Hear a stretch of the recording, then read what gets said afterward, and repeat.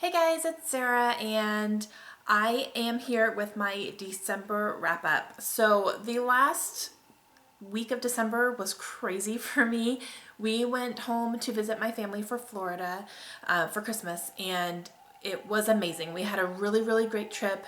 However, the weekend after Christmas, our city was hit with Storm Goliath, and it was hit pretty bad. So we were supposed to come back on Monday the 28th, and all of our flights were canceled, and it was just kind of a travel nightmare at that point because a lot of people were trying to get home, but the airports were closing because they could not safely land anybody because of the storm.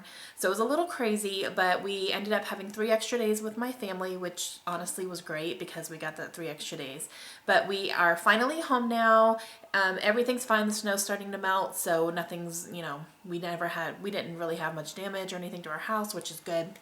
But I'm kind of trying to play catch up right now. So I was hoping to be home by Monday and start getting some videos ready to go and uploaded, but it's okay. It's fine. Everything's fine. So coming up this week, I'm going to be working on some videos. I'm going to be doing my January TBR coming up here in the next day. And I'm also going to have my top 10 books that I liked in 2015, so I'll have that up soon. And then I have some more videos in mind, just kind of elaborating on my reading goals this year and talking about series and new authors and things like that. So all that's going to be coming up here as soon as I can get them filmed and edited and uploaded. So in the next week or two, you're going to see those kinds of videos from me. Right now, we're going to do my December wrap up. For the month of December, I read a total of 3 books, and I read part of another one, and I am partway through another one. So, yeah, probably like 3.5 books total. The first book that I read is called The Drifter. This is by Nicholas Petrie. This book was sent to me from Penguin Random House in exchange for a review, and I really enjoyed this book. I gave it 4 stars. This book is about a man who was in the Marines, and he came back home dealing with some PTSD. He got extremely claustrophobic. He does not like being indoors. If he's indoors for longer than 5 minutes, he starts panicking. So he has been kind of living out in the woods, pretty much. He ends up getting in contact with a old friend of his that he served with who ended up being killed. So he goes to help his wife. Well, it's said that his friend committed suicide. So he goes to help his wife and kind of help her get things settled and things with the house and all that kind of good stuff. And it actually ended up that his friend was murdered. And so he kind of falls into this information, and he's trying to help this guy's widow and figure out what the heck happened to his friend, because there's something happening and going on. So he's trying to figure that out. I really enjoyed it.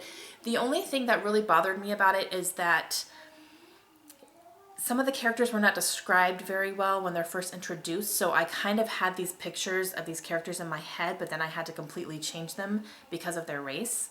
So there was one person in particular who I was picturing him as a short, white, bald guy because he was described as short and bald, but then probably halfway through the book, he's described as being African American. I was like, oh, so I spent this whole time picturing him as a short white guy, and I should have been picturing him as an African American. So that kind of threw me off a little bit, so I kind of had to change my perspective a little bit.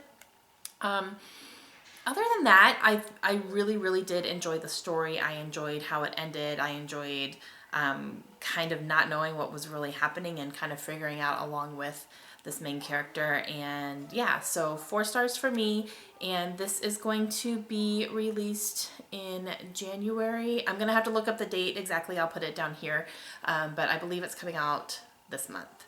So if it sounds interesting to you, I would definitely go ahead and grab it. The second book I read in December was Requiem for a Dream. This is by Hubert Selby Jr. I have a hard time saying his name. This book actually fulfilled a prompt for me in my Goodreads challenge or not my Goodreads, my Pop Sugar reading challenge, to read a book that was published the year you were born. And this book was published in 1978. And I had not seen the movie. I knew it was about drugs and drug addiction and kind of things that people are going through.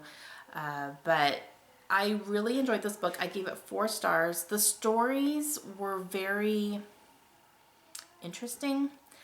It wasn't like super fast paced, but I was constantly interested in what was happening and what these characters were going through and just kind of seeing what drugs do to you. And by the end of that book, I was like, okay, every teenager should read this book because no one is going to want to be involved in that kind of stuff. Just things that happened, especially to Harry, our main character. Like, I can't even.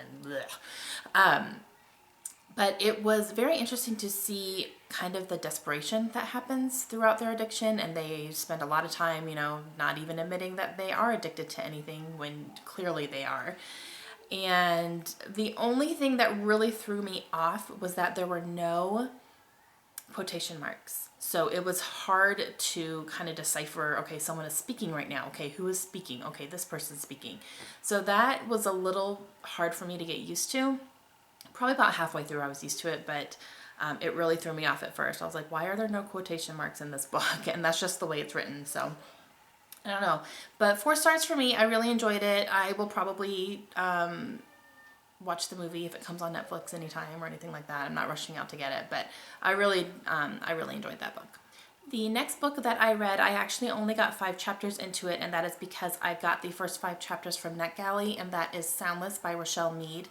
This book is it's kind of being classified a little bit as historical fiction just because it takes place in the past, and it's about a Chinese culture that is living on a mountain pretty much, and most of the village has lost their hearing. So no one can hear anything. It's sign language all over the place. It's just kind of something that started happening to their ancestors, and it starts happening to everybody. However, they are now going through a thing where people are starting to lose their eyesight as well. And it is affecting their village very personally and very drastically because they are trying to, keep their village alive and keep people being okay and having resources, and they're switching off with another village who wants things in return. And so they're kind of going through all this stuff.